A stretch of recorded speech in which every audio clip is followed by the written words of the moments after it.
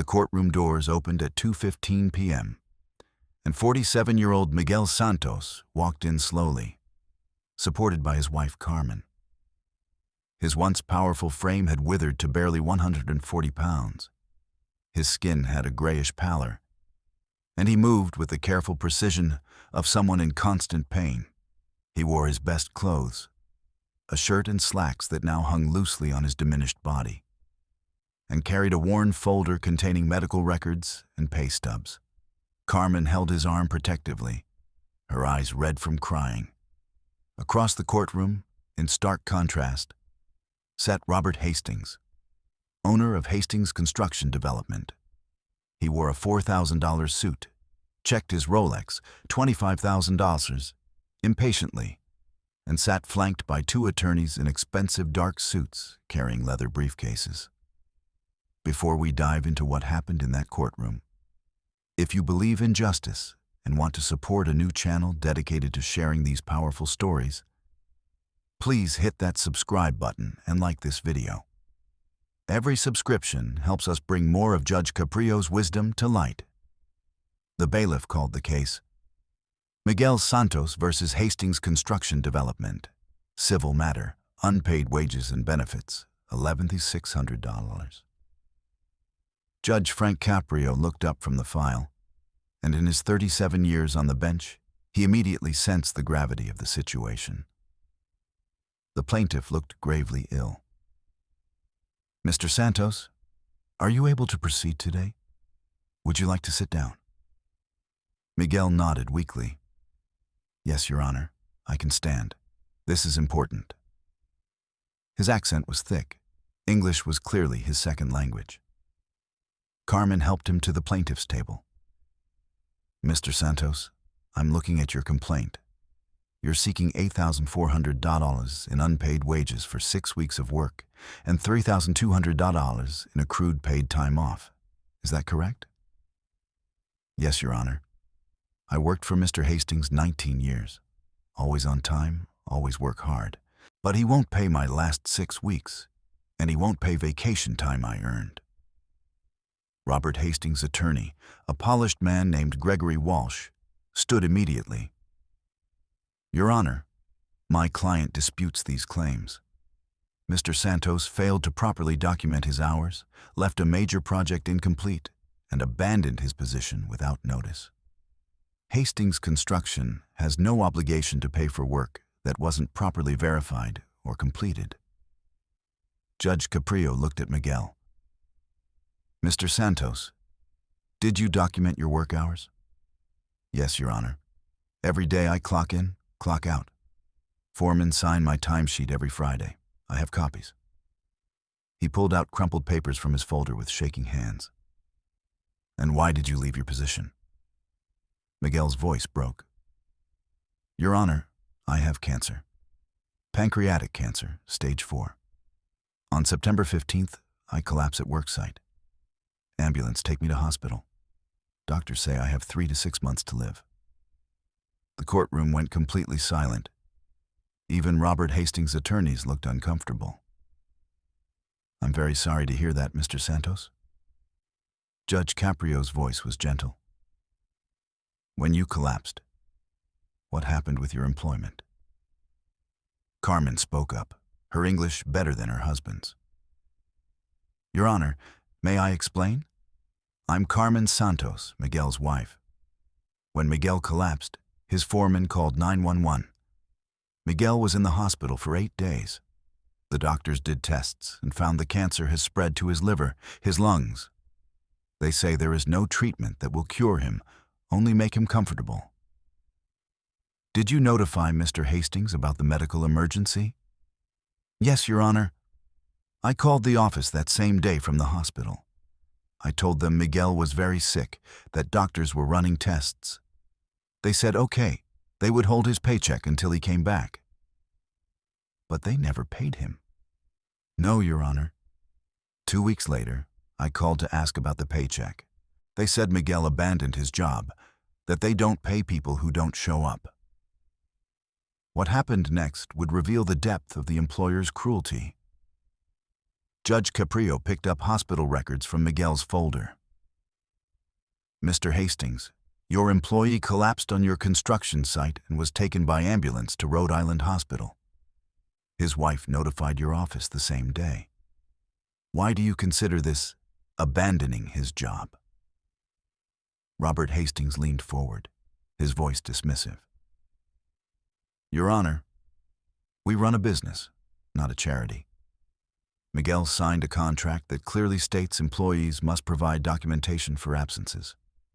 We never received medical documentation. As far as we knew, he simply stopped showing up.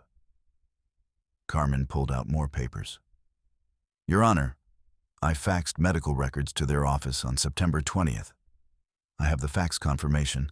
I also mailed copies certified mail. I have the tracking receipt. Walsh, the attorney, barely glanced at the papers. Your Honor, even if documentation was provided, which we dispute, Mr. Santos left a major residential project incomplete. Hastings Construction had to hire replacement workers at premium rates to finish the job. Any unpaid wages are offset by the damages caused by Mr. Santos's departure. Miguel's voice was weak but steady. Your Honor, I did not leave work by choice. I was dying. I am still dying. I gave 19 years to this company. I never missed day before this. I work overtime, weekends, holidays. I help train new workers. And when I get sick, Mr. Hastings say I owe him money? If Judge Caprio's compassion moves you like it moves millions of others, show your support by subscribing to our channel. We're just starting out, and your subscription means everything. Judge Caprio turned to Robert Hastings. Mr. Hastings, how long has Mr. Santos worked for you? Approximately 19 years. In those 19 years, what was his work record like? Hastings waved his hand dismissively. Adequate. He did what was required. Carmen pulled out another document. Your Honor, I have Miguel's employee file. He has 17 letters of commendation. He was named Employee of the Year 3 times. His supervisor wrote that Miguel was the most reliable worker they ever had. Judge Caprio took the file and read through it carefully. His expression hardened. Mr. Hastings, it says here that Miguel Santos received perfect attendance awards for 12 consecutive years. It says he trained over 50 new workers. It says he volunteered for difficult assignments and dangerous work. This doesn't sound adequate to me. He did his job, Your Honor. That's what we paid him for. Except you're not paying him now. Why not? Walsh interjected smoothly. Your Honor, as I explained, there are questions about documentation and the incomplete project. Mr. Walsh, your client has the fax confirmation and the certified mail receipt showing medical documentation was provided. What documentation is missing? Walsh shuffled papers. We'd need to verify the authenticity of those records. The records from Rhode Island Hospital? You're questioning whether those are authentic? We're entitled to due diligence, Your Honor.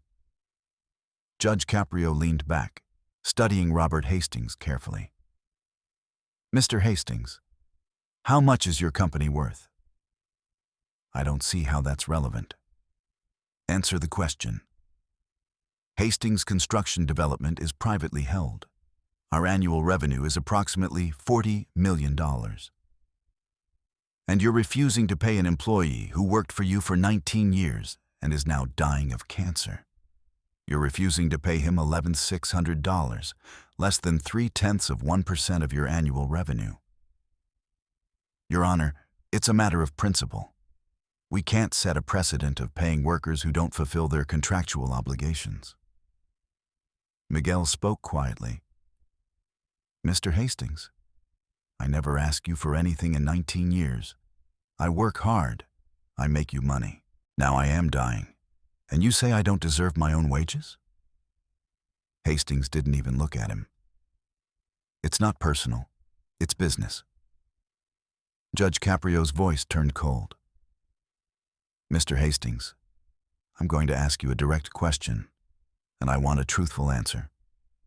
Have other employees had problems getting paid from your company? Walsh stood quickly.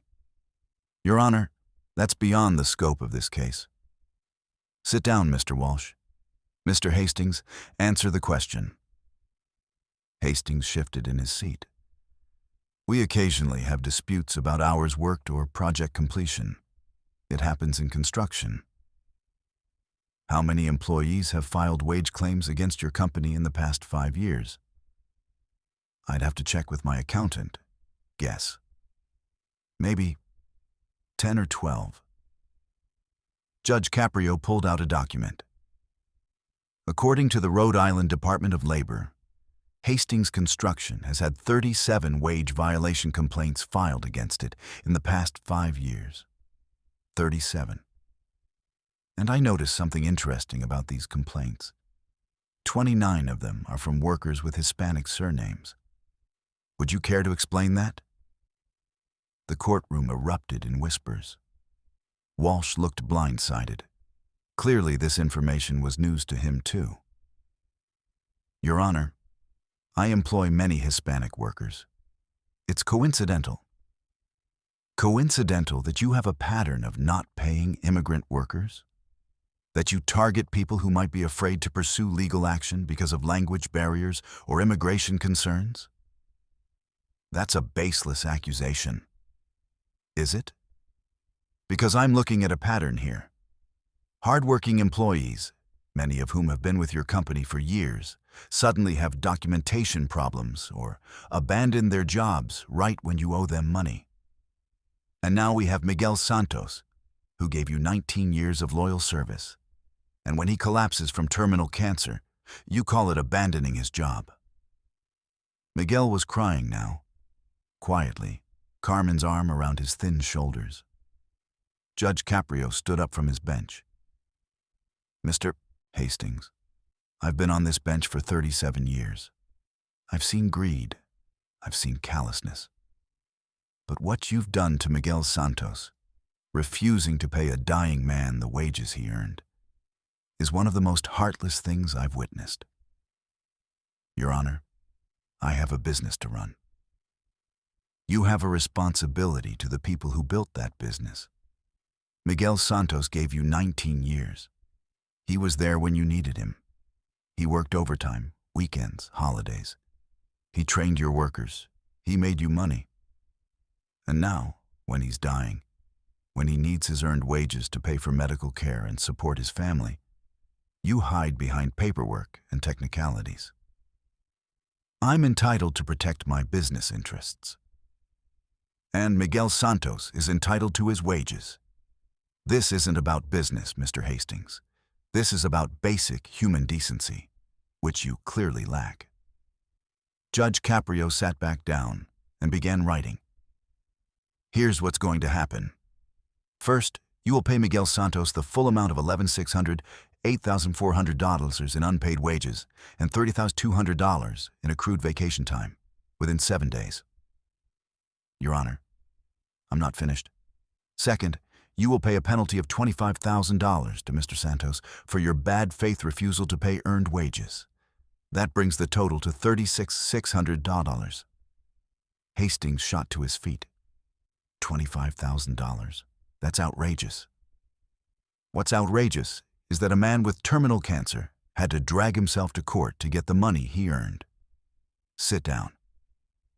Furthermore, you will pay Mr. Santos $2,000 per month for as long as he lives. Given his prognosis of 3 to 6 months, this will ensure he and his family have financial support during this devastating time. Carmen gasped, fresh tears streaming down her face. And the payments don't stop when Miguel dies. You will continue paying Carmen Santos $2,000 per month for an additional 6 months after Miguel's death, to help her with funeral expenses and the transition. Your Honor, you can't order ongoing payments. That's not... I can, and I am. You profited from Miguel's labor for 19 years. Now you'll support his family in his final months. Finally, I'm referring this case to the Rhode Island Department of Labor for a full audit of Hastings Construction's wage practices for the past 5 years. Every single one of those 37 complaints will be reinvestigated. If the pattern of wage theft is confirmed, you'll face additional penalties and possible criminal charges. Robert Hastings' face turned purple. This is judicial overreach. I'll appeal this immediately. Appeal all you want. But while you're appealing, you'll be making those payments. Because unlike you, I believe in honoring obligations. As the hearing concluded, Miguel stood slowly, supported by Carmen. He approached the bench, tears in his eyes. Your Honor, thank you. Not just for the money, but for seeing me, for understanding. Judge Caprio's own eyes were damp. Miguel, you deserved to be seen 19 years ago. You deserved respect and dignity for every day you worked. I'm sorry it took your illness for someone to fight for you. How you spend your remaining time should be with your family, not worrying about money. Miguel nodded, unable to speak. Carmen took the judge's hand. Your Honor, you don't know what this means. We have 3 children, 2 in college, 1 in high school. Miguel was so worried about leaving us with nothing. Now he can have peace. 3 months later, Miguel Santos passed away peacefully at home, surrounded by his family. The $36,600 had paid for hospice care, medical bills, and funeral arrangements. The monthly payments had allowed Carmen to take time off work to care for her husband in his final weeks. The Department of Labor's audit of Hastings Construction revealed systematic wage theft affecting over 100 workers, mostly immigrants. Robert Hastings faced $850,000 in fines and restitution. Several former employees filed lawsuits. The company's reputation suffered, and major contractors stopped hiring them. But that wasn't the end of the story. Carmen Santos used some of the money Judge Caprio had secured to establish the Miguel Santos Worker Justice Fund, helping immigrant workers fight wage theft. The fund provided free legal assistance and connected workers with advocates. If this story touched your heart, if you believe judges like Frank Caprio represent the best of our justice system, please support our new channel by subscribing and liking this video. Share it with someone who needs to hear that justice and compassion can coexist. Comment below with your city. Let's build a community that believes in fairness for all. 2 years after Miguel's death, Carmen stood before Judge Caprio again, not as a plaintiff, but as a guest at a ceremony honoring him for his advocacy for workers' rights. She brought her 3 children, all thriving. The 2 oldest had graduated college. The youngest was preparing to follow. Your Honor, Carmen said, Miguel's last words to me were about you. He said you gave him something more valuable than money. You gave him dignity. You showed him that his 19 years of work mattered, that he mattered. Judge Caprio kept Miguel's employee file on his desk. 17 letters of commendation, 12 perfect attendance awards, 3 Employee of the Year certificates. It reminded him that behind every case file was a human being whose life and work deserved respect. The story became a landmark case in Rhode Island employment law. Courts began taking wage theft more seriously, particularly against vulnerable immigrant workers. Employers learned that exploiting the sick and dying wouldn't be tolerated. Miguel Santos walked into that courtroom dying and penniless, having given 19 years to a man who saw him as disposable. He walked out with justice, dignity, and the peace of knowing his family would be cared for. And in his final months, instead of worrying about money, he held his wife's hand, watched his children thrive, and left this world knowing his life's work had been honored. That's not just justice. That's humanity.